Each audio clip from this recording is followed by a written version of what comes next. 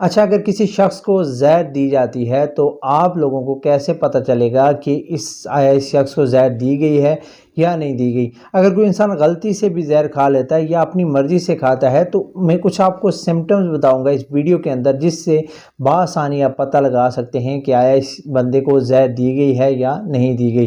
तो वीडियो को अंत तक ज़रूर देखिएगा और अपने रिलेटिव्स के साथ, दोस्तों के साथ ज़रूर शेयर कीजिएगा ताकि बहुत सारे लोगों को फ़ायदा हासिल हो सके। अब आते हैं सिम्टम्स की तरफ कि ज़हर की कौन कौन सी सिम्टम्स हो सकती हैं। सबसे पहली जो सिम्टम है ज़हर दिए जाने की वो है जी नौज़िया या वॉमिटिंग। अगर एक शख्स को बहुत ज़्यादा वॉमिटिंग हो रही है, नौज़िया हो रहा है, या फिर गैर मामूली कोई रंग उसकी वॉमिटिंग में आ रहा है या ब्लड उसकी वॉमिटिंग में आ रहा है, तो हो सकता है उस बंदे को ज़हर दी गई हो।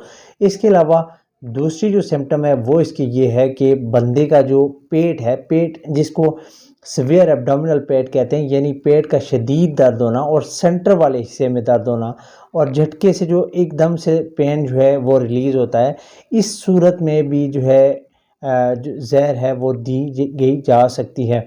अच्छा, इसके अलावा अगर मैं आपको बताऊं तो जो उसका जिस्म है वो बिल्कुल ठंडा पड़ जाएगा, हाथ बिल्कुल ठंडे पड़ जाएंगे, चेहरे का रंग जो है वह जर्द हो जाएगा।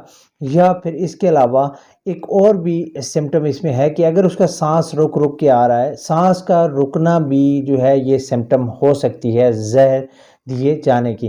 तो ये सिम्टम्स अगर आपको किसी भी शख्स में नज़र आती हैं तो हो सकता है कि उस बंदे को ज़हर दी गई हो। ज़हर के जो कुछ हैं वो न्यूरोलॉजिकल इफ़ेक्ट्स भी होते हैं इंसान पे। फॉर एग्ज़ाम्पल, अगर किसी भी बंदे को ज़हर दी जाए तो उसका जो ज़ुबान है वो अकड़ जाती है। इसके अलावा जो पेशेंट होता है वो बिल्कुल बेहोशी में चला जाता है। आप उससे कोई बात भी कर रहे होते हैं तो वो उसका जो रिप्लाई है, जो जवाब है, वो नहीं दे रहा होता। इसके अलावा उसकी जो आँखों का कलर है वो नीला पड़ जाता है, आँखों में जो है वो उसको धुंधला दिखता है। इसके अलावा उसको पसीना जो है वो बहुत ज़्यादा आता है, मतलब बार बार उसको पसीना आता है या बहुत ज़्यादा तादाद में उसको पसीना जो है वो आ रहा होता है।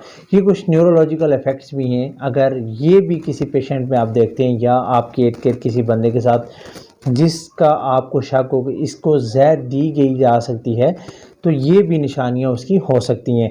अब मैं आपको बताता हूं कि अगर आपके पास किसी बंदे के साथ ऐसा होता है तो इमरजेंसी की सूरत में आपने क्या प्लान करना है, व्हाट टू डू इमीडिएटली। तो आपने फ़ौरन से ऐसे करना है कि आपने जो पेशेंट है, जो शख्स, उसको बिल्कुल सीधा लटा देना है और उसका रुख जो है वो दाएं तरफ रखना है ताकि उसकी वॉमिटिंग या कैज होती है वो वापस ना जाए।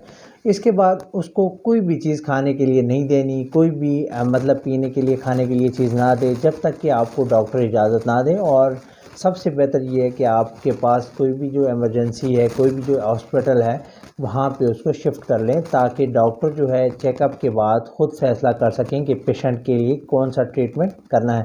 सो वीडियो अच्छी लगी हो तो लाइक ज़रूर कीजिएगा। अगर चैनल पर नए हैं तो चैनल को सब्सक्राइब करें, लाइक करें, बेल आइकन को प्रेस करना ना भूलिएगा। वीडियो को ज़्यादा से ज़्यादा शेयर कीजिएगा ताकि बहुत सारे लोग इससे फ़ायदा हासिल कर सकें। थैंक यू, मिलते हैं नेक्स्ट वीडियो में। तब तक के लिए अल्लाह निगहबान।